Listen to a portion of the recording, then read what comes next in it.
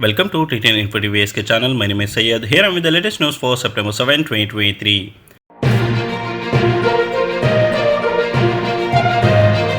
Saudi Arabia General Entertainment Authority issued 4,500 license. Since its establishment in 2016 to help grow industry, Saudi Arabia General Entertainment Authority has issued license for more than 4,500 companies and venues to organize events and provide service in more than 100 cities.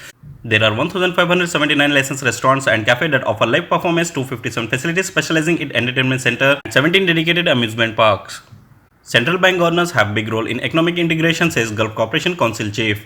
Jassim Al-Budawi, the Secretary General of the Gulf Cooperation Council, said that the GCC Committee of Central Bank Governor has significant and prominent role to play in achieving economic integration and interconnection between member states, especially in terms of the contributions of the financial and banking fields. His comments came during the 81st meeting of the committee, which took place on Tuesday in the city of Salalah in Oman. It was led by Syed Taimur bin Asa, chairperson of the Board of Governors of the Central Bank of Oman and of the current section of the committee. Saudi cabinet discussed setting up Riyadh-based Global Water Organization. The cabinet, chaired by the custodian of the two holy mosques, King Salman, Tuesday in Neom, discussed the effort made by the kingdom in enhancing international multilateral cooperation to face water challenges around the world, taking the initiative to help tackle them. Such efforts to deal with water challenges include the establishment of Riyadh-based Global Water Organization that aims to develop and integrate joint work between state and organization in water field to achieve sustainable development goals. Custodian of the two holy mosques briefed the cabinet on details of the conversation that took place with leaders of several countries over the past decade regarding means of enhancing relation with the kingdom in various fields. In a statement to Saudi press agency following the section, Ministry of Media Salman bin Yusuf Al-Dasari said the cabinet discussed reports submitted by followed-up committee tasked with coordinating between the kingdom and various countries. Fashion sector in Saudi Arabia contributed by 1.4% to nation's GDP in 2022. The fashion sector in Saudi Arabia made a substantial impact on the domestic economy as it has contributed a noteworthy 1.4% to the nation's GDP in 2022. This amounted to an impressive 46.9 billion Saudi riyal, highlighting the industry integral role in driving economic growth and diversification. These numbers have been revealed in a forum hosted by the Saudi Fashion Commission in Riyadh, during which it has showcased its report State Fashion in Saudi Arabia 2023. New Saudi Ambassador Al-Anizi arrived in Tehran. Saudi Arabia's new ambassador to Iran, Abdullah Al-Anizi, arrived in the Iranian capital Tehran to assume his duties on Tuesday. Upon arrival, he was received by senior Iranian officials. Meanwhile, Ali Reza Inayati arrived in Riyadh to take over the mission of Iran's new ambassador to Saudi Arabia, Al Arabiya television reported. Case relief: Kuwait Red Crescent signed $1 million deal for Sudan cancer patients. The Saudi aid agency Case Relief and the Kuwait Red Crescent Society have teamed up to provide $1 million for drugs and personal hygienic kits for cancer patients in Sudan. The two bodies on Wednesday signed a cooperation program to this effect at Case Relief headquarters in Riyadh. Saudi tennis win 11 medals at Singapore World in Event Exhibition. 11 representatives from Saudi Arabia Technical and Vocational Training Corporation won medal at the 34th World in Event Singapore 22+23, an international exhibition for invention, innovation and new technology. The 6 gold medalists were Dana Ibrahim, Manar Al-Abdul Hadi, Yazid Nasir, Muhammad Atif, Abdullah Al-Bakr and Abdullah Al-Muzail. The 4 silver medal winners were Dana Rashid, Fatima Al-Khalifa, Ali Al-Ghamdi and Muhammad Al-Sarhan.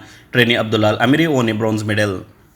Makkah Deputy Governor to attend Crown Prince Camel Festival closing ceremony. The Deputy Governor of Makkah, Prince Bandar bin Sultan, will attend the closing ceremony at the Crown Prince Camel Festival on Thursday, State News Agency reported. Prince Bandar will make the attendance on behalf of Saudi Crown Prince Mohammed bin Salman.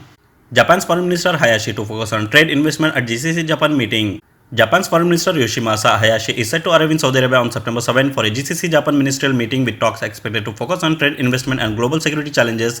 In an interview with Ashraq Al-Awsat, Hayashi said the meeting with the GCC Foreign Minister will see an exchange of views on regional and world affairs. In addition, it would be an opportunity to review growing economic relations between Japan and the region's countries, with trade between the two parties having exceeded $100 billion last year.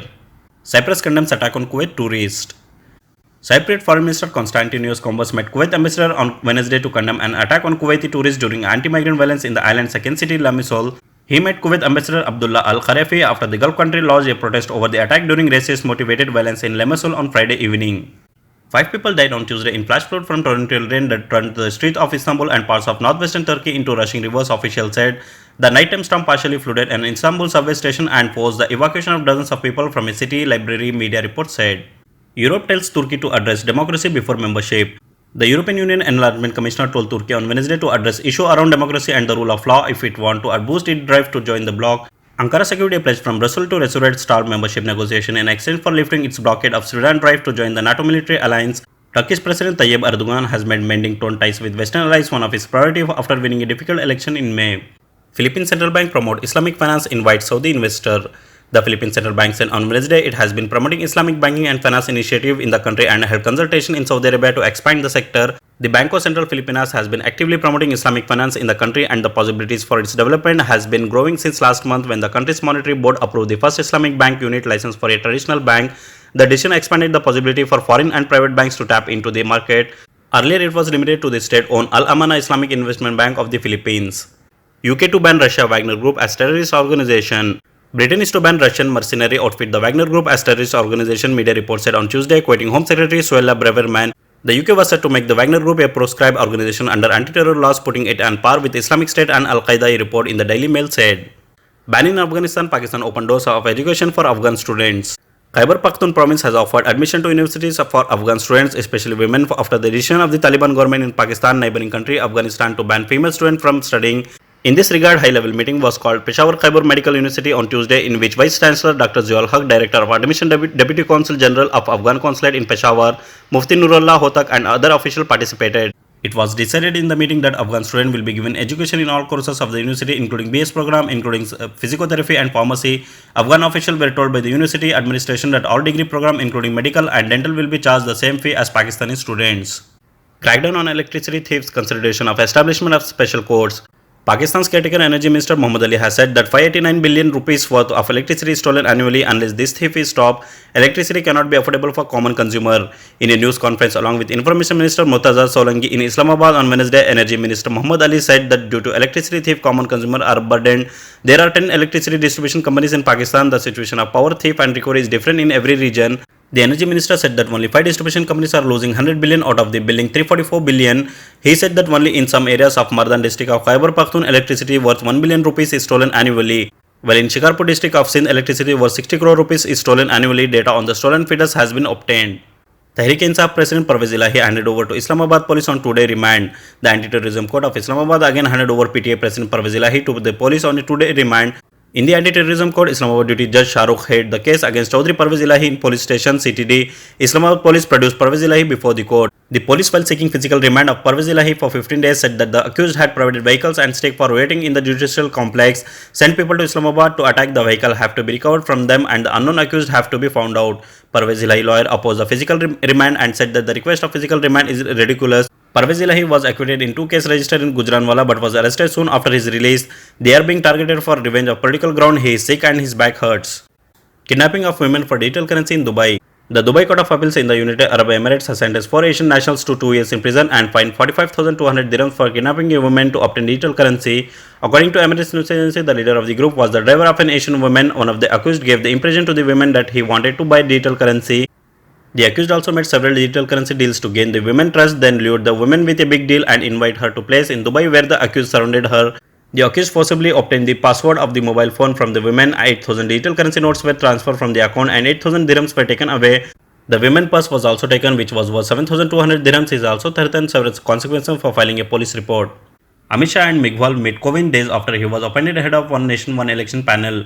Home Minister Amit Shah and Law Minister Arjun Ram Megwal on September 6 met former President Ramnath Kovind, who heads the committee on simultaneously polls in New Delhi, days after the government notified the panel, sources said.